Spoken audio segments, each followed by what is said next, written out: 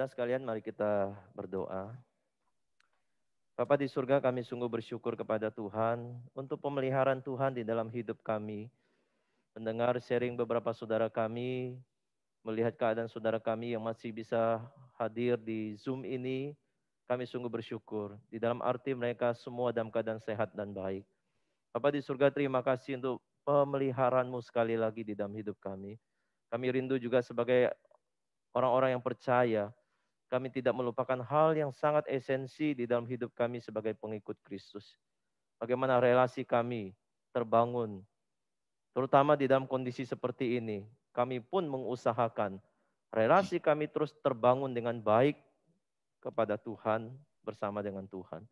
Berkatilah kami untuk merenungkan ini, dan Tuhan boleh membawa kami, membukakan untuk kebenaran-kebenaran, untuk kami bisa mengerti dan kami hidupi.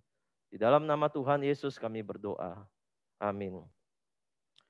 Kita bersyukur ya untuk semua yang sudah hadir bersama-sama. Dan biarlah semakin banyak saudara-saudara kita yang boleh menyadari pentingnya saat-saat seperti ini. Saudara sekalian, kita akan membahas satu tema di dalam seri Murid Kristus atau Pengikut Kristus ya. Kali ini saya ambil dari Lukas pasal 7 ayat 36 sampai dengan 50. Ya, saudara yang sekalian yang di rumah dekat dengan Alkitab atau di handphone ada Alkitab, silakan buka Lukas 7 ayat 36 sampai 50. Saya akan bacakan buat kita sekalian ya. Saudara menyimak di Alkitab masing-masing. Yesus diurapi oleh perempuan berdosa. Seorang Farisi mengundang Yesus datang makan di rumahnya. Yesus datang ke rumah Farisi itu lalu duduk makan. Di kota itu ada seorang perempuan yang terkenal sebagai seorang berdosa. Ketika perempuan itu mendengar bahwa Yesus sedang makan di rumah orang Farisi itu, datanglah ia membawa sebuah buli-buli pualam berisi minyak wangi. Sambil menangis ia pergi berdiri di belakang dekat kakinya, lalu membasahi kakinya itu dengan air matanya dan menyekannya dengan rambutnya. Kemudian dia mencium kakinya dan meminyakinya dengan minyak wangi itu. Ketika orang Farisi yang mengundang Yesus melihat hal itu, ia berkata dalam hatinya, jika ia ini nabi, tentu ia tahu apakah dan orang apakah perempuan yang menjamahnya ini. Tentu ia tahu bahwa perempuan itu adalah seorang berdosa. Lalu kata Yesus kepadanya, Simon, ada yang hendak kukatakan kepadamu. Saud Simon, katakanlah guru. Ada dua orang yang berhutang kepada seorang pelepas uang. Yang seorang berhutang 500 dinar, yang lain 50. Karena mereka tidak sanggup membayar, maka ia menghapus hutang kedua orang itu. Siapakah di antara mereka yang akan terlebih mengasihi dia? Jawab Simon, aku kira dia yang paling banyak dihapuskan hutangnya. Kata Yesus kepadanya, betul pendapatmu itu. Dan sambil berpaling kepada perempuan itu, ia berkata kepada Simon, engkau lihat perempuan ini? Aku masuk ke rumahmu, namun engkau tidak memberikan aku air untuk membasuh kakiku. Tetapi dia membasahi kakiku dengan air matanya dan menyekanya dengan rambutnya. Engkau tidak mencium aku, tetapi sejak aku masuk, ia tiada henti-hentinya mencium kakiku. Engkau tidak meminyaki kepalaku dengan minyak, tetapi dia meminyaki kakiku dengan minyak wangi. Sebab itu aku berkata kepadamu, dosanya yang besar itu telah diampuni. Sebab ia telah banyak berbuat kasih. Tetapi orang yang sedikit diampuni, sedikit juga ia berbuat kasih. Lalu ia berkata kepada perempuan itu, dosamu telah diampuni. Dan mereka yang duduk makan bersama dengan dia berpikir dalam hati mereka, siapakah ia ini sehingga ia dapat mengampuni dosa? Tetapi Yesus berkata kepada perempuan itu, imanmu telah menyelamatkan engkau, pergilah dengan selamat. Saudara sekalian, di semakin zaman ke sini, kita semua ini makin akrab dengan dunia media sosial. Ya, kita mungkin sudah punya akun, entah itu di Facebook, entah itu di Instagram, gitu ya, dan juga media-media sosial yang lainnya yang kita punya, gitu ya. Dan misalnya seperti Instagram yang sangat-sangat banyak digemari saat ini juga, ya, termasuk Facebook juga. Ini orang berlomba-lomba untuk mencari pengikut follower yang sebanyak-banyaknya. Ya, di internet kalau saudara bisa cari itu diberikan tips-tips bagaimana bisa mendapatkan pengikut yang banyak, follower yang besar, yang banyak itu. Itu ada banyak cara dikasih. Bahkan dikatakan ya follower itu bisa dibeli. Kalau untuk kita pengen banyak follower pengikut kita di dunia, di media sosial ini, kita bisa beli follower-follower gitu ya. Sampai muncul fenomena itu gila followers gitu ya. Gila pengikut ya. Karena orang berpikir ya semakin banyak pengikutnya itu semakin hits. Semakin orang banyak tahu kita, semakin kita itu dikenal oleh banyak orang. Saudara, sah-sah aja sih kalau kita pengen follower yang banyak di media sosial kita. Ya, tetapi apa artinya menjadi follower di dunia maya itu, di sosial media itu, saudara? Paling kita hanya tahu fotonya, ya. Kalaupun itu ada fotonya, ada wajahnya, ya kita tahu ini kenalan baru yang jadi pengikut kita, gitu. Atau lebih besar lagi, lebih maju lagi, kita mungkin mendapat konten yang dia bagikan kepada kita, info-info itu ya, yang dibagikan. Atau kita tahu tentang story-storynya, ya. Entah hari ini dia di mana, makan apa, lagi ngapain, gitu ya. Sebatas itu aja bukan? Kalau kita mempunyai pengikut di dalam media sosial kita. Cuma pertanyaannya adalah, apakah kalau kita tahu tentang semuanya itu sudah berarti bahwa kita mengenal dia dengan baik. Sudah mengenal dia secara personal yang dalam gitu ya. Apakah dengan mengetahui hal-hal seperti itu, entah kontennya, story-nya gitu ya, dan mengikuti apapun yang dia share kepada kita, apakah itu membuat kita makin dekat dengan dia, saudara? Nah inilah kadang-kadang juga yang membuat kita itu sebagai pengikut Kristus terjebak di dalam fenomena seperti ini. Kita tahu banyak tentang Tuhan, tetapi apakah berarti kita mengenal Tuhan? Kita tahu Tuhan dari banyak sumber, ya. Tetapi apakah juga membuat kita seiring dengan pengetahuan itu kita juga makin mengenal Tuhan? Nah, sudah kita mesti waspada tentang fenomena seperti ini. Ada orang kira dia sudah tahu banyak, berarti dia cukup mengenal dan cukup punya relasi yang dalam dengan seseorang atau bahkan dengan Tuhan, gitu ya. Di dalam cerita yang saya bacakan di Lukas pasal 7 ini, saudara, mengisahkan seorang Farisi yang mengundang Yesus di jamuan makan. Ya, namanya Simon. Bagi Simon, saudara, ya, mengundang rabi, ya, rabi seperti guru, seperti Yesus ini untuk makan, ini sebuah mandat agamawi. Ya.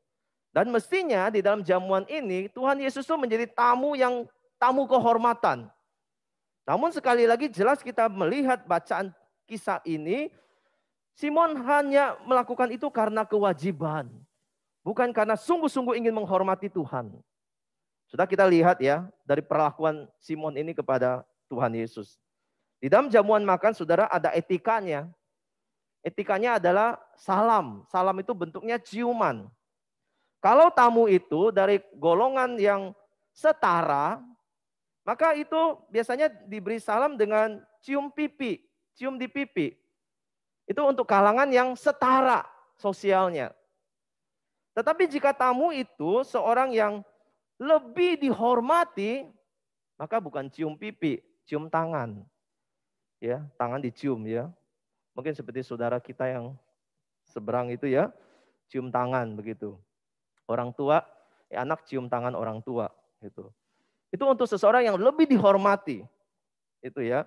Kalau tidak memberikan ciuman, tidak ada salam bentuk ciuman ini, maka tuannya itu sepertinya mengabaikan tamu itu secara terang-terangan. Nah, ini kebudayaan orang-orang waktu itu, orang-orang Yahudi. Ya, kalau tidak ada ciuman sama saja dengan mengabaikan tamu itu. Saudara, ada lagi kebiasaan yang lain lagi. Ya, di zaman itu, zaman di Timur Tengah, di zaman abad 1 pertama itu, yaitu di dalam etika tamu itu adalah mencuci kaki. Tadi cium, salam, sekarang mencuci kaki. Jadi membasuh kaki sebelum jamuan makan ini wajib hukumnya. Wajib, saudara. Jika ingin benar-benar menghormati tamu ya, maka tuan rumah harus mencuci kaki, membasuh kaki tamunya ini. Ini kalau betul-betul ingin menghormati tamu itu loh. Ya. Tetapi bisa juga misalnya begini. Ya. Kalau tuan rumahnya enggak ingin melakukannya, dia bisa suruh budaknya atau pelayannya untuk mencuci. Gitu. Kalau dia betul-betul menghormati itu, dia lakukan sendiri. Kalau dia kurang, ya ada alasan-alasan dia nggak bisa, maka dia suruh pelayannya. Minimal itu.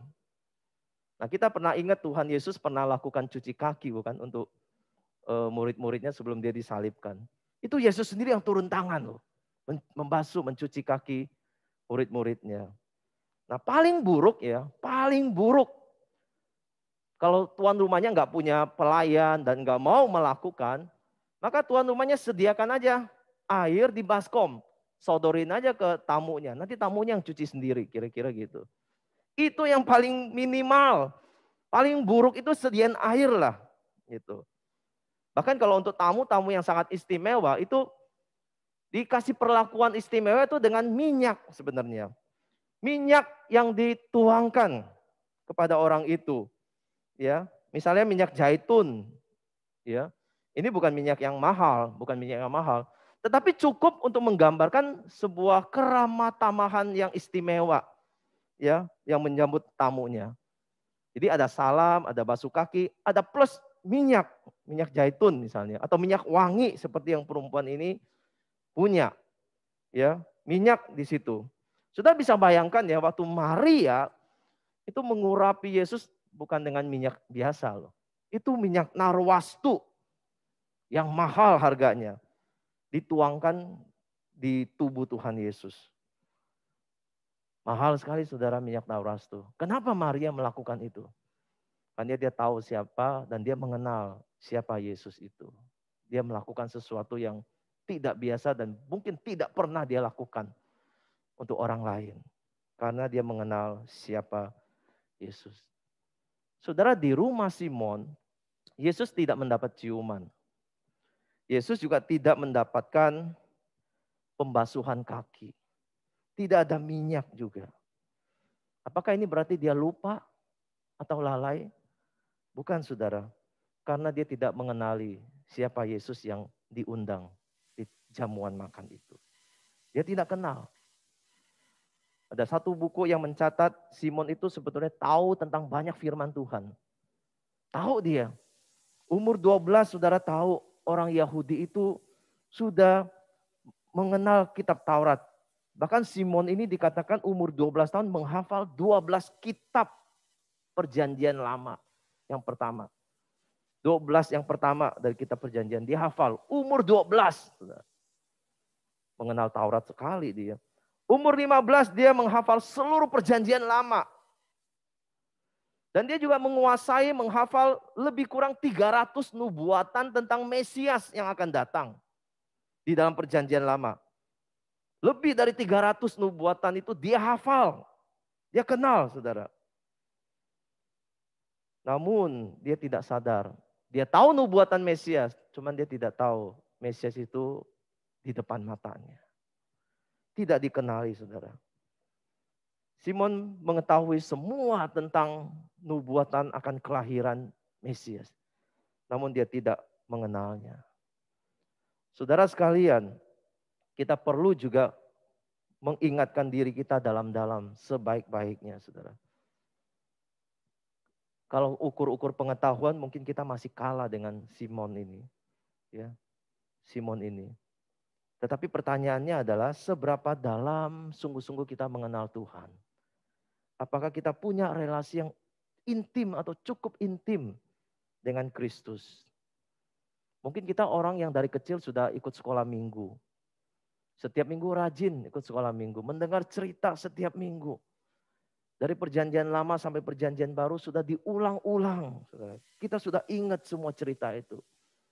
Bahkan waktu liburan pun kita mengisi waktu kita dengan ikut sekolah Injil liburan misalnya.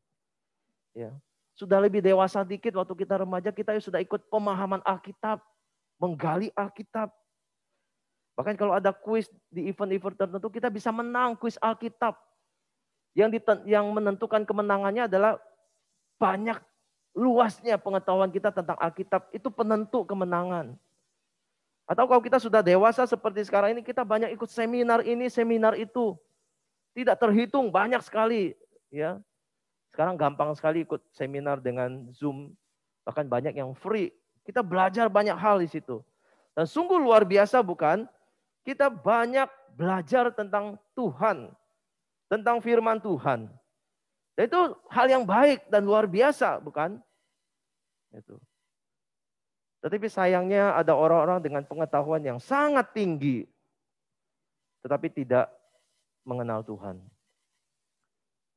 Saudara, di dalam era informasi yang terbuka ini, ya, beberapa waktu yang lalu kita banyak dihebohkan dengan hamba-hamba Tuhan yang sesat. Ya, sampai hari ini juga masih ada. Ya, ada yang mengaku-ngaku ya, dari mana pengetahuannya. Mereka belajar Alkitab loh. Seorang hamba Tuhan belajar Alkitab sudah S1, sudah S2, bahkan ada yang S3. Tetapi semakin mereka belajar pengetahuan yang tinggi, sampai-sampai mereka juga tidak mengenal Tuhan dan menyimpang dari jalan Tuhan. Sudah ironis sekali ya. Kok kita gak kepikir kadang-kadang. Orang belajar firman Tuhan dengan baik, pada akhirnya menyesatkan umat Tuhan. Bahkan tidak mengakui Tuhan sebagai Tuhan. Membawakan ajaran-ajaran yang salah, menyimpang. Ya, bahkan mereka kan bukankah seperti ahli-ahli Taurat itu ya di zaman sekarang. Orang yang mendalami kitab ahli Taurat seperti ahli Taurat di zaman Yesus. Tetapi tidak mengenal Tuhan secara pribadi. Ironinya ada sebagian orang yang sederhana, ya, orang awam yang sederhana, tetapi punya relasi yang dekat dengan Tuhan. Orang-orang kecil, orang-orang terpinggirkan seperti wanita ini, orang-orang yang mungkin seperti Asu dan Ai kita yang ya cuma baca Alkitab dan berdoa, kira-kira itu. Tetapi punya relasi yang dalam dengan Tuhan, ketimbang orang yang belajar tinggi sekali pengetahuannya, tetapi ada kemungkinan tidak mengenal Tuhan secara pribadi. Sudah bukan berarti tidak perlu baca Alkitab dengan tekun, tidak perlu mempelajari Alkitab. Bukan itu sudah poinnya. Bukan. Pengetahuan kita tentang Alkitab itu adalah bagian dari keintiman kita dengan Tuhan. Tetapi pengetahuan Alkitab bukan tolok ukur kita mengenal Tuhan. Bukan jadi tolok ukurnya. Ya. Yesus tidak terkesan dengan ahli-ahli Taurat, orang-orang Farisi yang menghafal Taurat. Yesus tidak terkesan kok. Yesus tidak terkesan dengan pengetahuan yang tinggi dari orang-orang yang mengaku hebat, saudara. Itu. Yang Yesus kehendaki adalah orang mengenal Dia, orang melakukan kehendaknya, mengikuti Dia secara sungguh-sungguh. Saudara. Bandingkan dengan seorang wanita yang tidak ada namanya, saudara. Seorang wanita yang datang di dalam tempat di rumah perjamuan itu.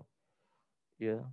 Seorang wanita yang kita tahu lah, ya, Lukas sangat menekankan juga wanita itu adalah kelas kedua. Ya, di bawah pria. Namanya tidak disebutkan dan bahkan ditambahkan seorang yang berdosa. Ya, mungkin dia melacurkan diri, perempuan sundal, dia berdosa. Tetapi apa yang dia lakukan, saudara? Dia menyambut Tuhan Yesus. Dia memperlakukan Yesus dengan istimewa.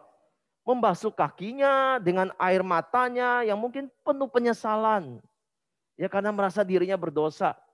Tapi memberanikan diri datang kepada Allah yang suci. Dia menyeka kaki Tuhan, ya, dengan rambutnya. Lalu meminyaki Yesus dengan minyak wangi. Sudah apa yang dilakukan oleh wanita ini melampaui orang-orang Farisi. Simon dalam hal ini. Yang katanya lebih tahu tentang Tuhan. Lebih mengenal Taurat. Lebih menghafal perjanjian lama. Mungkin wanita ini hanya sedikit tahu loh. tentang Yesus. Tetapi sesuatu di dalam hatinya terjadi yang membuat dia itu mencari Tuhan Yesus.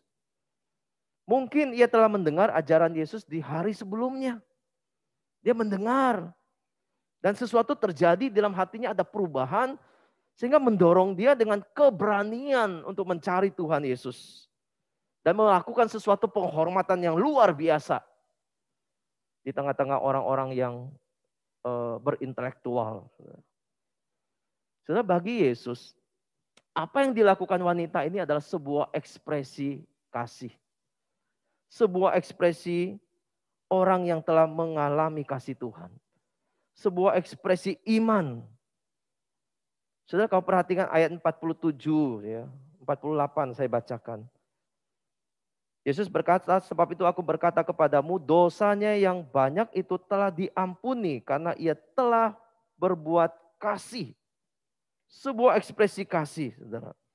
Tetapi orang yang sedikit diampuni, sedikit juga berbuat kasih. Lalu ia berkata kepada perempuan itu, dosamu telah diampuni. Ayat ke-50, tetapi Yesus berkata kepada perempuan itu, imanmu telah menyelamatkan engkau. Pergilah dengan selamat. Saudara, Lukas ini sangat menekankan, yang ingin menyampaikan Yesus adalah Allah yang mengampuni dosa. Namun siapa yang mengenali Yesus seperti itu? Orang Farisi ini tidak, saudara. Tetapi sebuah contoh yang sederhana wanita ini. Dengan air mata penyesalan, dia datang kepada Tuhan. Tapi dengan suatu kegembiraan, mungkin juga dengan meneteskan air mata, menjadi sebuah kebahagiaan buat dia. Imannya telah menyelamatkan dia. Dia mengenal Yesus sebagai Allah yang mengampuni dosanya. Tidak satupun orang Farisi mengenal Yesus sebagai anak Allah. Bahkan saudara, orang Farisi masih ragu ini nabi atau bukan. Ayat 39, saudara kalau bisa perhatikan. Ketika orang Farisi yang mengundang Yesus itu melihat itu, ia berkata dalam hatinya, jika ia ini nabi, tentu ia tahu siapakah dan orang apakah perempuan yang menjamahnya. Tentu ia tahu bahwa ia adalah perempuan itu adalah seorang berdosa. Jika ia ini nabi, masih mengandai-andai loh. Jika dia nabi, dia pasti tahu. Saudara, Yesus bukan cuma nabi, melebihi nabi. Bahkan dia adalah Allah itu sendiri. Dan wanita itu mengenalinya. Makanya kenapa tindakannya itu seperti tindakan Maria yang mengurapi Yesus dengan minyak. Mengetahui dia bukan hanya rabi biasa, bukan hanya nabi biasa, tapi dia diutus oleh Allah datang ke dalam dunia ini.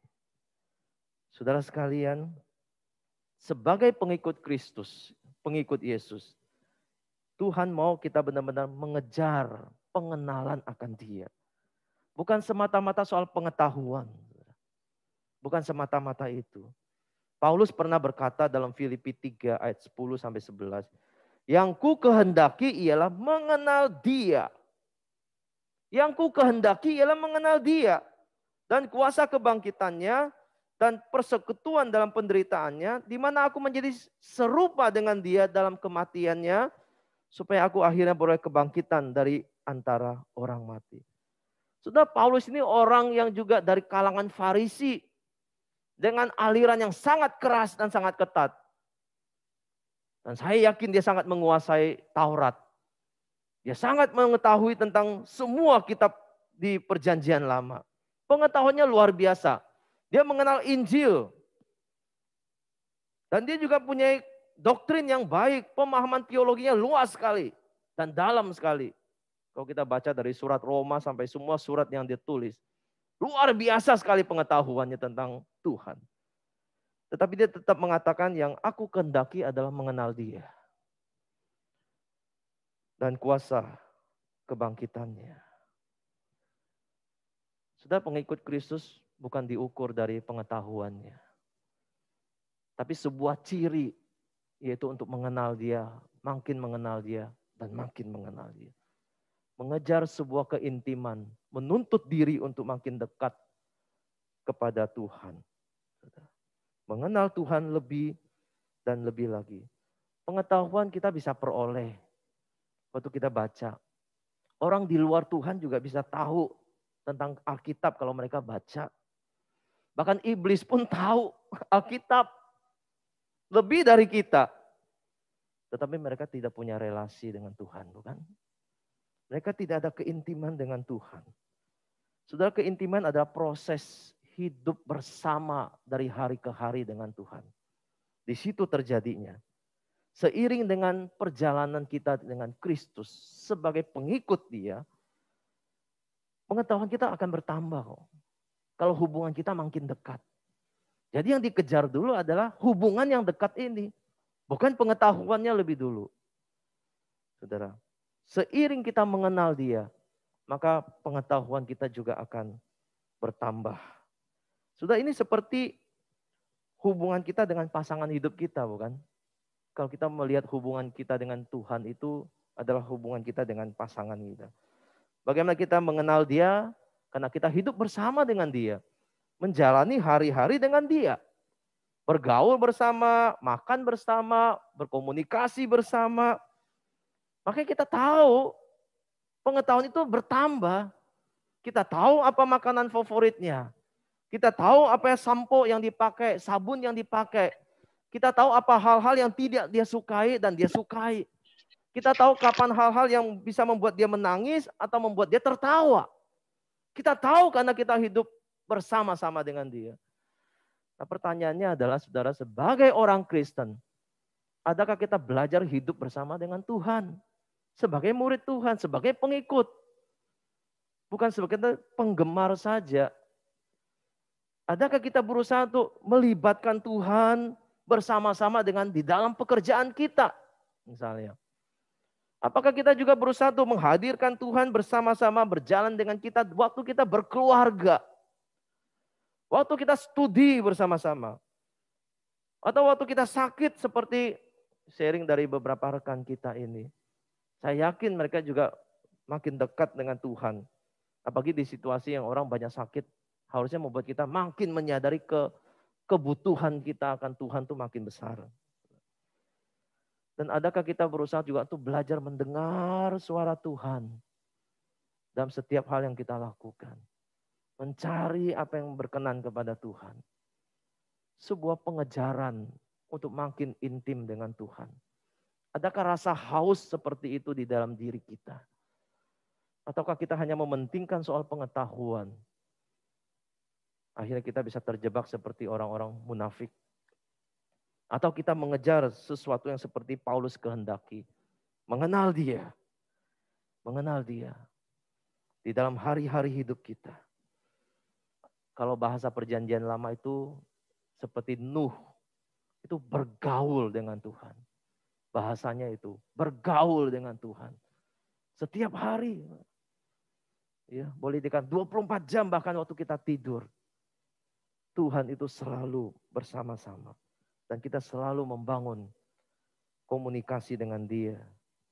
Maka kita akan menjadi lebih intim, dan lebih intim. Sudah, ini yang Tuhan mau kita lakukan. Mari di dalam situasi kita hari ini, kita coba dan berusaha membangun relasi kita dengan Tuhan. Berusaha bagaimana terus Tuhan itu terlibat dan kita selalu berinteraksi dengan Dia. Kiranya Tuhan memberkati. Mari kita berdoa. Bapa di dalam surga, kami bersyukur kepada Tuhan untuk segala kebaikan-Mu yang Kau singkapkan bagi kami. Terima kasih Tuhan sudah menunjukkan hal-hal yang penting yang harus kami kejar di dalam hidup kami. Hal-hal utama yang harus kami lakukan. Supaya kami tidak terjebak seperti ahli-ahli Taurat, ahli-ahli kitab, orang yang berpengetahuan tinggi, tetapi kehilangan relasi dengan Tuhan. Tolonglah kami Tuhan, sebagai pengikut Kristus, kami sungguh-sungguh mau mengutamakan, membangun relasi kami. Di dalam momen-momen seperti ini, waktu kami berdoa, waktu kami bersekutu bersama, waktu kami melakukan hal-hal yang indah secara yang rohani ini, Biar kami pun semakin dibawa mengenal Engkau lebih dalam lagi. Kasihanilah kami Tuhan. Jikalau kami terjebak di dalam fenomena mengukur diri kami mengenal Tuhan dari pengetahuan kami. Dan Tuhan boleh membimbing kami ke jalan yang benar. Di dalam nama Tuhan Yesus kami bersyukur dan berdoa. Amin.